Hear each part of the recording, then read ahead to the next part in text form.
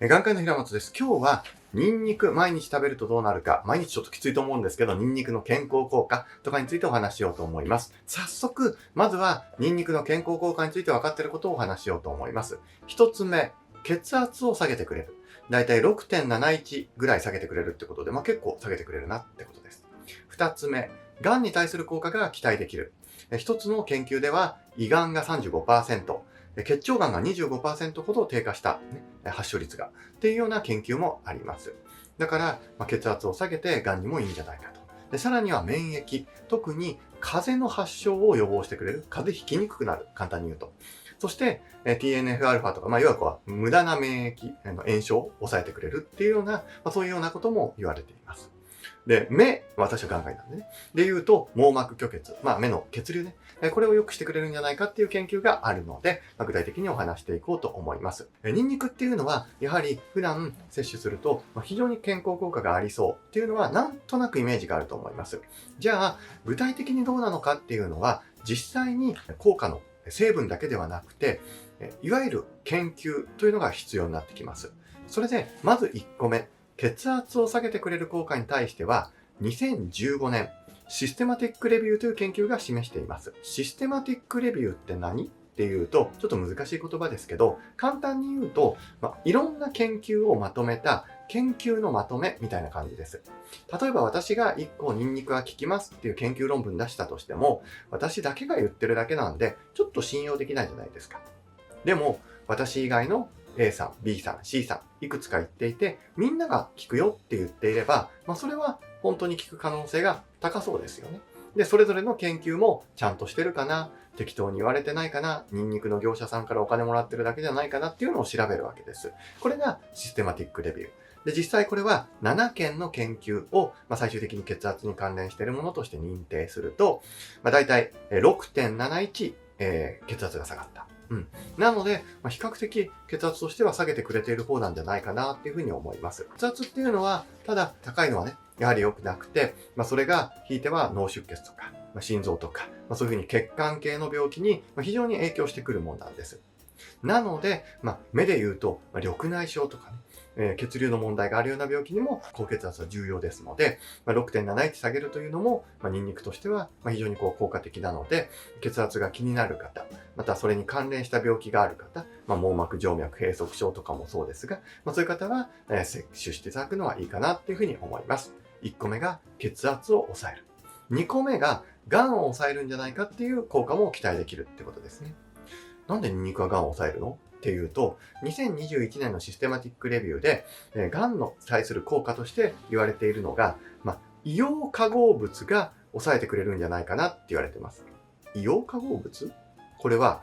硫黄って、よく温泉の匂いとか、硫化水素とかって言うんですけど、あれはね、臭いやつ。ニンニクってやっぱ匂いするじゃないですか。これが硫黄系の化合物。具体的には、アリシン、ジアリルスルフィド、ジアリルジスルフィド、ジアリルトリスルフィド、アリーン、S アリルシステイン、S アリルメルカプトシステインなどのものっていうふうに言われてるんですね。全く覚えなくていいです。難しいカタカナが出てきますけど、要は、こんな感じのカタカナ満載のやつが、いわゆる健康効果としてあるんだなと。言い方変えましょう。いわゆる臭みの成分がニンニクにとっては比較的効果的な成分になっちゃうわけです。だから、完全に無臭のもののニンニクとかっていうのもあったりもしますけど、その場合効果って、ちょっと、っていうところがあるっていうふうに思っていただけるといいかなって思います。じゃあ、この硫黄化合物がどうやって癌細胞を抑えてくれるのか。例えば、ミトコンドリア透過性の更新。これは光合成とか光のエネルギー回路とかの問題ですね。あとは血管新生の阻害。癌細胞っていうのは、癌って何なのっていうと、本来あるべきじゃない細胞が勝手にめちゃくちゃ増えちゃうことなんです。だからこそ、胃とか腸とか、いろんなところにね、変な出来物ができるっていうわけですね。出来物ができるときは、やっぱ血液が必要なわけですよ。できるために。そこは、普通の血流は来ないわけなんで、自分で勝手に新しい血流作っちゃうんですよ。これを新生血管とかいう言い方します。この悪い血管を抑えてくれるっていうような効果が、硫黄化合物にあるんじゃないかと。あとは抗酸化ですね。よく酸化、錆、年齢によるダメージを抑えてくれたり、アポトーシスを強化する。アポトーシスって何なのっていうと、普通の細胞っていうのは、ある程度増えてくると、自分でなくなっていくわけですね。もうそうすることで、新しい世代の細胞に、とか、新しいものに、次を譲り渡すというかね、そういうようなメカニズムがあると。一方で、このアポトーシスっていうのを、癌細胞っていうのはあんましないんですよ。しないわけじゃないけど、めちゃくちゃ増えちゃうんですよ。だからこそ、もりもり増えて、腫瘍とかになってしまうと。このアポトーシスっていうのを強化してあげて、増えすぎたら勝手に減ってくれるようなメカニズムを、やってくれると。あと細胞増殖の抑制。そもそも癌細胞が増えるのを抑制してくれると。で、実際に2022年のシステマティックレビューで20件の研究を元にすると、胃がんのリスクを 35% 低下。結腸がんというのは腸のね、一部ですけど、のリスクを 25% 低下させるってことで、結構ですよね。3割とか2割とか減らしてるわけなので、がんの抑制効果としては、結構ある方っていうふうに考えていただいていいかなっていうふうに思います。ですから、血圧の次ががん細胞の抑制効果があるんじゃないかなって言えるわけです。3つ目が免疫系に影響してくるんじゃないかと。2020年の研究でも、ニンニクが免疫調節と関連しているってことも示されていますし、免疫って何っていうと、ウイルスとか細菌とか、そういうのが体に入ってくる。それに対する抵抗力のことを免疫っていうわけです。2014年のコックランライブラリーって言って、いろんなね、論文とかを精査するとかね、そういうような研究があるんですけど、研究機関とかね、があるんですけど、風邪への効果がニンニクにどんぐらいあるのかっていうのを調べた研究があります。そうすると、146人を対象とした研究がそれで見つかりました。ニンニクを食べた分、プラセボって言って偽物、ニンニクっぽい偽物、ニンニクの、サプリですけど、偽物を取った分で、風邪をどのぐらいひきやすいかっていう風に調べました。すると、ニンニクを食べている方は24件、風邪をひいたわけですね。じゃあ、ニンニクじゃない方はどんぐらいなのっていうと、65件になります。つまり、3倍はいかないけれども、2倍から3倍の間ぐらい、ニンニクを摂取していない人の方が風邪をひきやすかったっていう研究が出てきたわけですよ。ってなると、いや、すごいな、風邪ひいたら。でもな、毎日ニンニク取るのなんだから、じゃ風邪ひいた時にニンニク取ればいいんじゃないね、よく生姜汁飲むとか、生姜湯飲むとか、よく言いますよね。同じ感覚でニンニク取るといいんじゃないかな。残念ながら、ニンニクを取っても、回復する日数は変わらないっていう研究結果が出てきたんですよね。だから、ニンニクは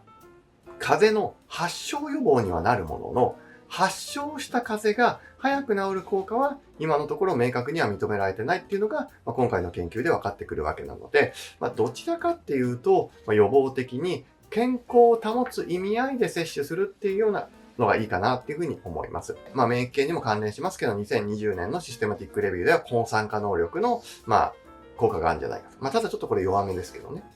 あと2021年のメタアナリシスっていう研究では、システマティックレビューですけどね、530人の研究者、10件の研究をもとにすると、TNF-α とか CRP、いわゆる炎症のね、マーカーがそんなに上がらなかったと。簡単に言うと、変に炎症を起こしたりとかしすぎないってことですね。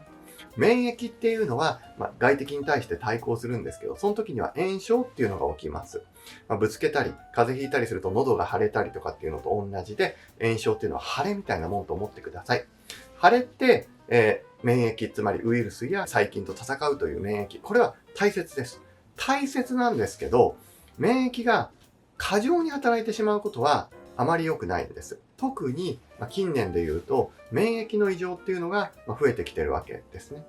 例えばアトピー、例えばアレルギー、花粉症とかっていうのは免疫系が異常に働きすぎてしまう場合を言うわけです。似たようなもんとして本来免疫、つまり体が攻撃する対象じゃないものに攻撃してしまうものとしてはリウマチとか、そういう自己免疫疾患と言われるものがあるわけですね。目とかで言うと原田病とか、そういうものもそういう風になってきますけど。そういうような、無駄な免疫ね。これを起こさせないっていうような効果も期待できるってことで、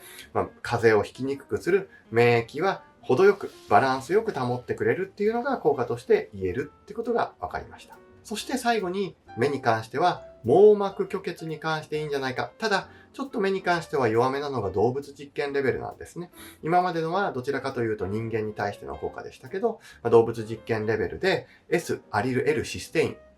ニンニクに関連するものが網膜の虚血。網膜の虚血って何なのかっていうと、目の奥にある網膜っていうのの血流が悪い時があるわけですよ。で、その血流が悪いと、例えば糖尿病、網膜症、糖尿病のね、目の奥が悪くなるとか、網膜静脈閉塞症、目の奥の網膜の血管の詰まりが起きてしまうとか、これがあるわけです。それを是正してくれるというかね、そういう効果が期待できますよっていうことですね。これの仲間で言うと、緑茶とかも網膜虚血に関して、テアニンというのが効果的な可能性があるよっていうのは、緑茶毎日飲むとどうなるって動画で示してますんで、ちょっとそっちも見ていただければと思いますが、そんな感じの効果があるわけです。ほうほうほう、いいねと。じゃあ、ニンニク摂取したいなと。血圧も下げてくれて、癌に対する効果もあって、免疫も整えてくれて、網膜の、状態の虚血、血流に対してもいいんじゃないかと。でもね、ニンニクって、なかなか取りづらいところもあるんです。一つ目が、ちょっと刺激が強いっていうところもあります。ニンニクって、やっぱり刺激物なので、お腹が弱い人とか、そういう人は、なかなかダメで下しちゃったりもします。実際私も、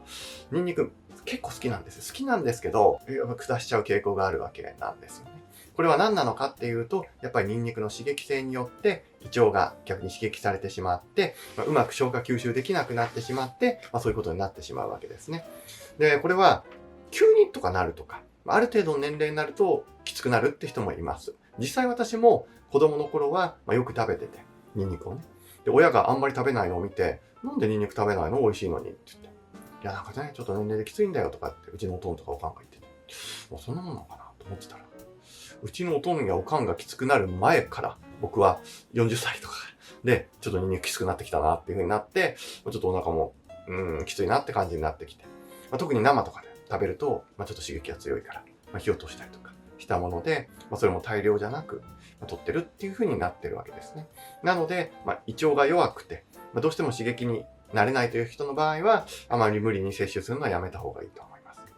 二つ目としては匂いですね。やっぱり対人で誰かに会ったり話したりするとき、ニンニクの匂いが気になるなって、そういうことはあると思うんですよね。ってなってくると、じゃあ匂いをどうやって抑えたらいいの？前も言ったように、ニンニクの匂いというのは成分的に大切なものなので、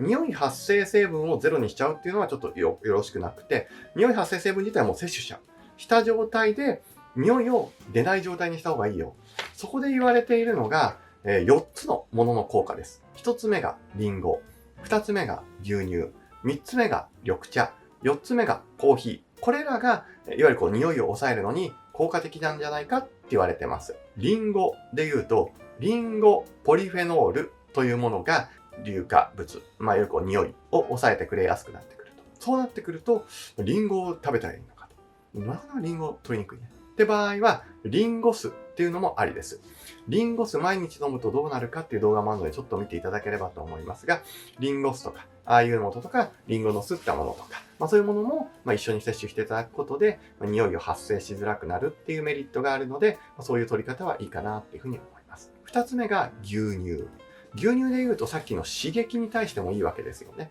ニンニクの刺激が胃腸に弱いよっていう人の場合は、先に牛乳を取っていただいた方が、牛乳にはタンパク質とか、ある程度の脂質とかも含まれていて、それが刺激から守ってくれるという要素があるわけです。やっぱりニンニク取るときは、ちょっと牛乳とか取っといた方が刺激が少ないなっていうのも、私の体感上もちょっとあるかなっていうふうに思いますね。3つ目が緑茶ですね。緑茶で言うと、緑茶のカテキンっていうのがあります。これはよく抗酸化物質として、ダメージを消去してくれたりとか、いろんな効果も言われています。緑茶を毎日飲むとどうなるかって動画もあるので、ちょっとそっちも見ていただければと思いますけど、緑茶は非常にね、いろんな効果があって、いわゆるテアニン、さっき言った網膜の虚血、血流の問題を抑えてくれたりだとか、はたまたカテキンですよね。いわゆるダメージを消去してくれる。こういうような物質も含まれているので、あとはルチンですね。蕎麦にも多く含まれますけれども、血管系を強くしてくれたりとか、効果がありますので、比較的摂取しやすいです。なので、緑茶っていうのも、一ついいかなっていうふうに思います。